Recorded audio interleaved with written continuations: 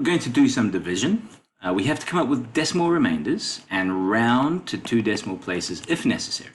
So let's rewrite the question so that we can actually solve it. So 8, 1, 5. And you'll notice I like to spread out my digits so that I've got plenty of room to add numbers if I need to in my working.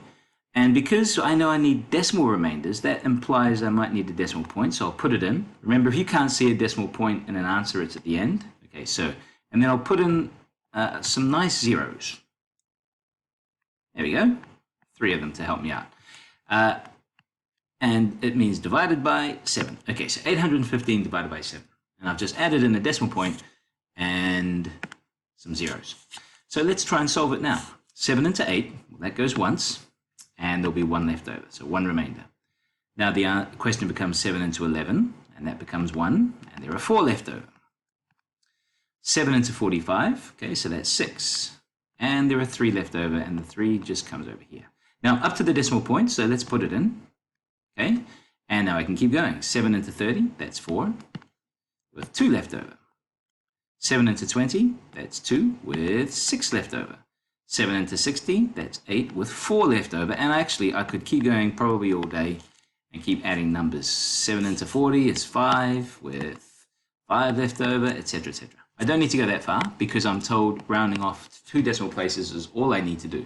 So that's the first decimal place, that's the second decimal place. Here's kind of the cutoff point. But I need to find out what to do with this particular number. What will tell me what to do with that number? Well, I need to go to the next number to the right, to this number, and we'll call that number our indicator number. So if this number happens to be from 0 to 4, right, if the indicator number, this one here, is 0 to 4, then the digit in the second decimal place stays as it is. However, if our indicator number is from 5 to 9, that means that the digit in the second decimal place, in this instance, has to go up. We round this digit up. Now, the indicator number is 8, so we would say that's big. So we call these numbers kind of small and these numbers big. So the indicator number is big, therefore this has to be rounded off to 3, and then the rest is, we can forget about it. So the final answer should be 116.4, not 2, we have to round it up because of our indicator number, but 43. And that is the final answer. So let's have a go at the second one and see what we get up to. So 711,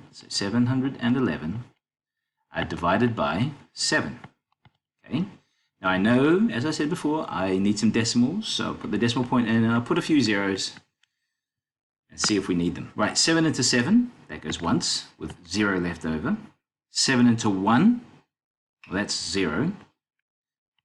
And 1 carry that 1, so there's 1 left over in that thinking and that question. 7 into 11, that goes once, and there are 4 left over. Okay, so now I'm up to the decimal point, so put the decimal point in, and now I can keep going. 7 into 40, well, that's 5 with 5 left over. 7 into 50 is 7 with 1 left over. 7 into 10, that's 1 with 3 left over, and that's going to keep going by the looks, right? 7 into 30, what is that? That's 4. Okay, don't need to go that far because I only need to go to 2 decimal places, right? So let's, okay, here's the first decimal place, here's the second decimal place, so here's where we can cut it off. So we're looking, this digit is the second decimal place. Now that digit either stays a 7 or goes up to an 8. How do we figure it out? Remember, we're looking at our indicator number, which is the very next digit to the right. This is our indicator number. Remember, if that indicator number is 0 to 4, it's small, so this digit stays as whatever it is. In this case, it's a 7. If this digit, indicator digit, is big, in other words, from 5 to 9, the 7 needs to be rounded up to 8.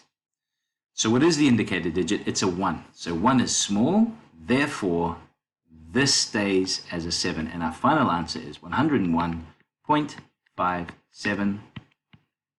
You forget about all that stuff. That's finished and it's done.